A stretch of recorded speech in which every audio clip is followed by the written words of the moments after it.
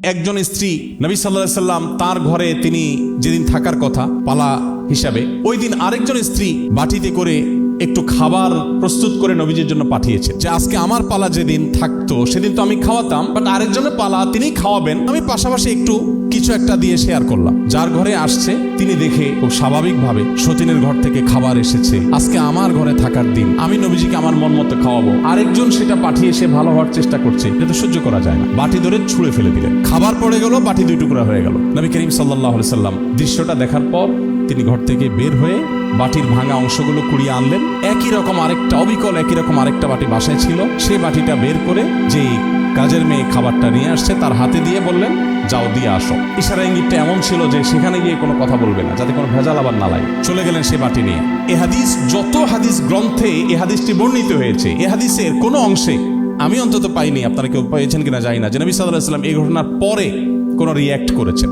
আমরা যদি হতাম, আপনি খুব ভালো স্বামী, খুব ভালো পুরুষ, আপনার স্ত্রী আপনার উপরে খুবই হ্যাপি, সন্তুষ্ট, সব দিক থেকে আপনি ওকে, এরকম একজন যদি ফেরেশতা সুলভ মানুষও এই সমাজে কল্পনা করা যায়, তিনি কমপক্ষে এইটুকু কথা বলতেন, কাজটা কি ঠিক হলো, বলতেন কিনা বলেন? মানে এইটুকু কথাও বলবে না, এটা তো কল্পনাও করা যায় না। কিন্তু আপনি অবাক হবেন, নবী করিম সাল্লাল্লাহু আলাইহি সাল্লাম একটি শব্দ ব্যবহার করেন। কেন করেননি? কারণ স্ত্রীর এখন রাগ চরমে, এই মুহূর্তে কোনো কিছু বলে যুদ্ধ বাঁধিয়ে দেওয়ার কোনো মানে হতে পারে না। নবী করিম সাল্লাল্লাহু আলাইহি সাল্লামের পারিবারিক জীবন বলেন, তার রাজনৈতিক জীবন বলেন, তার সামরিক জীবন বলেন, তার ব্যক্তিগত জীবন বলেন, তার শৈশব বলেন, তার যৌবন বলেন, তার বার্ধক্য বলেন, শাসক মুহাম্মদ সাল্লাল্লাহু আলাইহি সাল্লামের কথা বলেন, বাবা মুহাম্মদ সাল্লাল্লাহু আলাইহি সাল্লামের কথা বলেন, এবং নেতা মুহাম্মদ সাল্লাল্লাহু আলাইহি সাল্লামের কথা বলেন। আপনি তার জীবনের এক একটা অধ্যায় নিয়ে যদি পড়াশোনা করেন, আপনি ঘাটেন, আল্লাহর শপথ করে বলছি, আপনার ইমানের মিটার এমন তরতর করে বাড়বে যে আপনি যেই লেভেলের ইমানদার আছেন সেখান থেকে আপনি নিজেকে অন্য জগতের বাসিন্দা মনে করবেন। দুর্ভাগ্যজনক বিষয় হলো, আমরা মুসলমানরা